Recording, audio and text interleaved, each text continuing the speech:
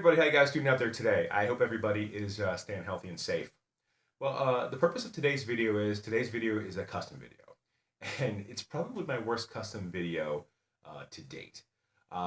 If you guys have seen some of my past videos, you know that I started off with the Jordan 1 Mid Chicago with the black toe cap, and I turned that into a Chicago. But the second video, you would see that that thing actually ended up cracking because I didn't put matte finish on. Then I discovered that you could use Bloodline ones to turn into Chicago's or Black Toes, and I did that. So I ended up making a Jordan 1 Chicago using a Bloodline, and I also did the same thing with a Bloodline making it into a Black Toe. So what I was left with was the Jordan 1 Mid Chicago with the black toe cap, had changed that into a Jordan 1 black toe. So what I wanted to do I'm a huge Pittsburgh Steelers fan. I've been a Pittsburgh Steelers fan my entire life. So I wanted to make the mid into a Steelers colors mid. So you'll see here in the video, it ended up being probably my worst custom to date. I did a lot of really, really stupid things. And I debated on posting this video, but I wanted you guys to see that, see my errors. And when you guys decide to do a custom or attempt a custom, don't do what I did. So why don't we go ahead and show you the video, and we'll see what you guys think. My original plan for this custom was to keep the Jordan 1 black toe look, but paint the heel and ankle collar using Angelus Paint's Do the Right Thing gold. The first step was to deglaze the shoe. I used Angelus leather preparing deglazer and a Q-tip. You can also use 100% acetone as well.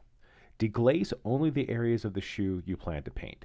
After deglazing, the leather should have a sticky, rubbery feel to it, and it will look a little bit duller as well. After I was done deglazing, I started to lay down a base coat of Angelus Paint flat white color. The one mistake I made was I got lazy and didn't tape up the shoe. That was a huge mistake, and it seemed to haunt me throughout this entire custom.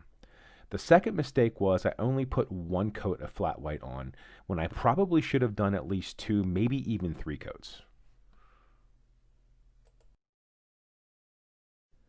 Like I mentioned earlier, for this custom I decided to use the Angelus Paint's Do the Right Thing gold color. It is pretty much an exact match to Steelers gold.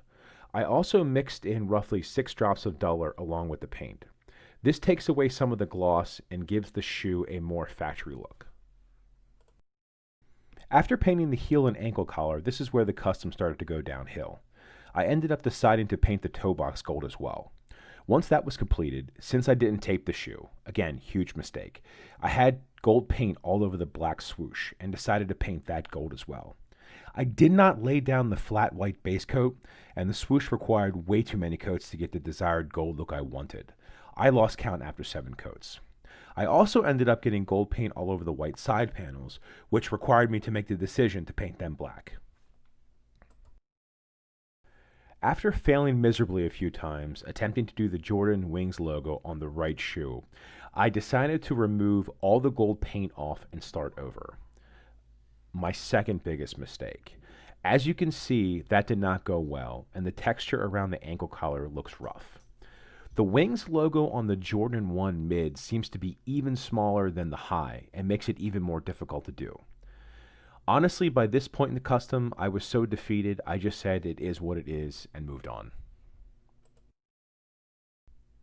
Since there was no longer any white areas on the shoe, I decided I had to paint the tongue black. I just used Angelus Paint's flat black color and that was it. I have seen people use a 50% mixture of paint and GAC, but I didn't have any, and honestly I was done. As you can see, I also scrapped the idea of painting the Jumpman logo and Air, which is usually on the mid-tongue. I just left it all black.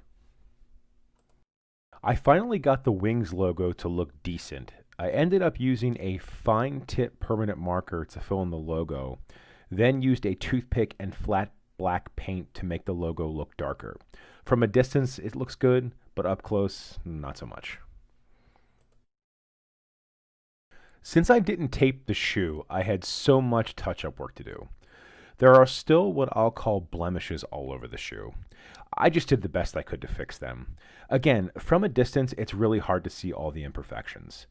I'm still upset with myself on the ankle area of the right shoe, but if I wear the shoes with jeans or sweatpants, you'll never notice it.